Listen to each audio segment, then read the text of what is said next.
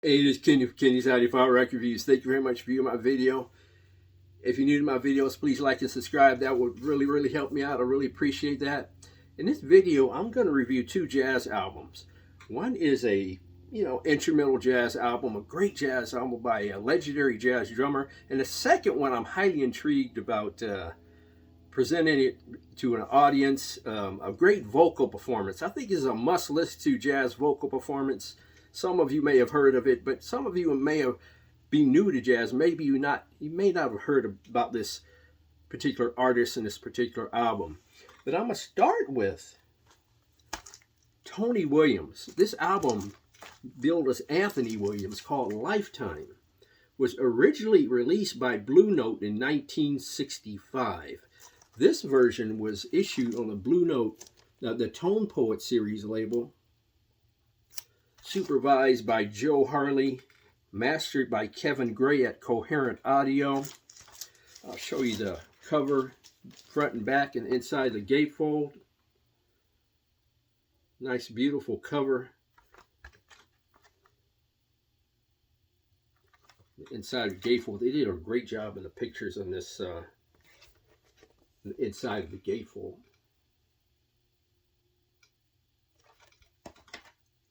This is, all the compositions on this album are by Tony Williams.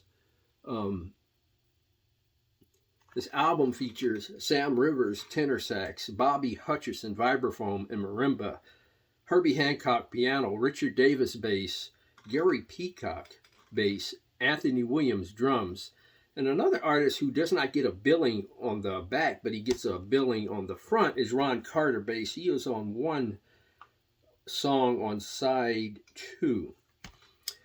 But this is a very interesting concept in jazz laid down by Tony Williams. As I said, all compositions on the song are by Tony Williams, and it's a different approach to jazz, I must admit, especially on side 1. Side 1 may not be for everybody. I really enjoyed side 1. It's like a song in 2 parts.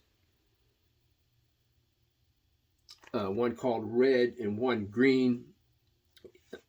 Primarily on this album, you hear Sam Rivers on tenor sax on the left speaker, Tony Williams on drums on the right speaker, and you do hear Sam Rivers, some echo and delay and ambiance spread from the left speaker at times all the way to the right speaker. And Tony Williams on drums, you can hear some echo and delay and ambiance emanate from the right speaker, move almost to the center of the soundstage on some songs, at least on the equipment I'm using, which is turntables, a Rega P8 turntable with a Apheta 3 cartridge. But like I said, side 1 may not be for everybody, but I actually thoroughly enjoyed side 1. I think the first composition, called Red, you have one bass player in the right speaker and one bass player in the left speaker.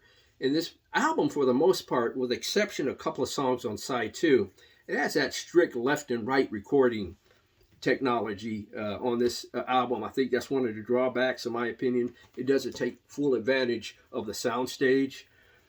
But it picks up a lot, I think, on side 2 with the song Tomorrow Afternoon, followed by Memory and Barb's Song to the World. The last composition, Barb's Song to the World, only features Herbie Hancock and Ron Carter on bass. That was highly enjoyable listen, as far as I'm concerned. But Bobby Hutcherson, especially on the song Memory, I think that might be the only song he appears on this album, aside to a song Memory. His vibes are very vivid, very three-dimensional, very in your room, along with the sound of Sam Rivers on tenor sax and Tony Williams on drums. They're very dimensional and very clear and very vivid. Like I said, the only drawback is it doesn't take full advantage of the soundstage, so you're not going to get too much music from the center of the soundstage, with the exception of a couple of songs on side 2 where the bass is in the middle of the soundstage. But the bass could have been mic'd better when it was in the middle of the soundstage. But what a nice performance by Tony Williams on his debut album. This was his debut album in 1965. I'm going to give the score an 8.5 and the sound an 8.5. The sound was exceptional. like I said, other than that, they're not being dimensional in terms of taking advantage of the area in between the speakers other than echo delay. But I'm getting the sound of 8.5 and the performance of 8.5. Tony Williams' Lifetime debut album, something you should check out on YouTube. And the second album I'm going to mention, I think, is a must listen to jazz vocal album. Just simply no doubt about it, especially those of you who have not heard this album. A lot of you I know have. I know you because this album's been out for a long time. And long-time jazz fans know this album. If you're new to jazz, check this out. Mark Murphy, Stolen Moments. Now, this was issued in 1978 on Muse Records. I'm going to show you the label, then I'm going to get into some details. You definitely want to check this out on YouTube.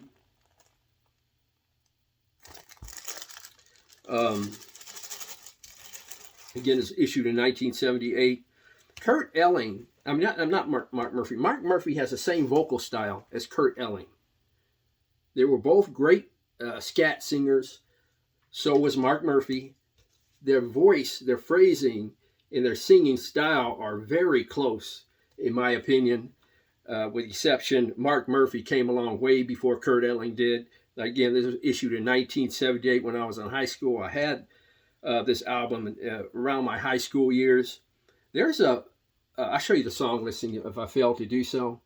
There's a version of Stolen Moments. Now, Stolen Moments is a famous composition that was featured on Oliver Nelson's The Blues and the Abstract Truth album. If you're not familiar with this album, you need to check this out as well. Check out Oliver Nelson, The Blues and the Abstract Truth with Bill Evans, Roy Haynes, Eric Dolphy, Oliver Nelson, Paul Chambers, and Freddie Hubbard. Man, this is a great album. I need to review this at some point. But Stolen Moments, Mark Murphy does an exceptionally great vocal version of Stolen Moments. Again, if you've not heard Mark Murphy's version of Stolen Moments, check it out on YouTube. It is a extremely entertaining song, jazz song to listen to, a great jazz vocal performance.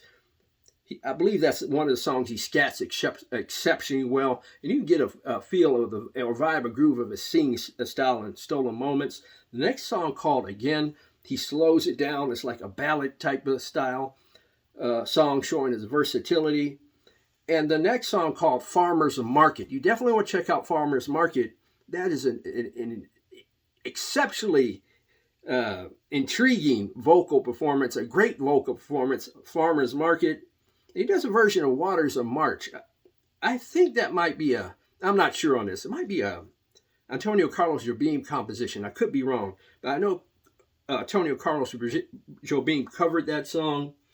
And I think Sergio Mendes in Brazil 88 covered that song as well. I think I might have that Sergio Mendes in Brazil 88 album, I believe. Side 2 is equally intriguing because on side 2 there's a song called Sly. And I'm going to tell you about the song Sly. That was featured on Herbie Hancock's Headhunters album, Sly. Now, Mark Murphy does a vocal version of Sly on this album. You just got to check it out. That's all I got to say. Exceptionally fabulous vocal performance on Sly. Check out Sly. And he does a cover of Michael Frank's song, Don't Be Blue. Great performance. And Like a Lover. He covers Like a Lover on this album as well. My favorite version of Like a Lover was performed by Sergio Mendes in Brazil 66 on their Look Around album. I think that is the best version of Like a Lover as far as I'm concerned.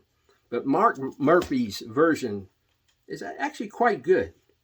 If I were to judge this album, I'm going to give the performance a 9.5. And I'm going to give the sound a 9. I have very fault with either one of them. Again, I checked these out on YouTube before you consider buying them. But I just thoroughly enjoyed this album when I was a teenager. And to this day, I thoroughly enjoy this album. Mark Murphy, Stolen Moments.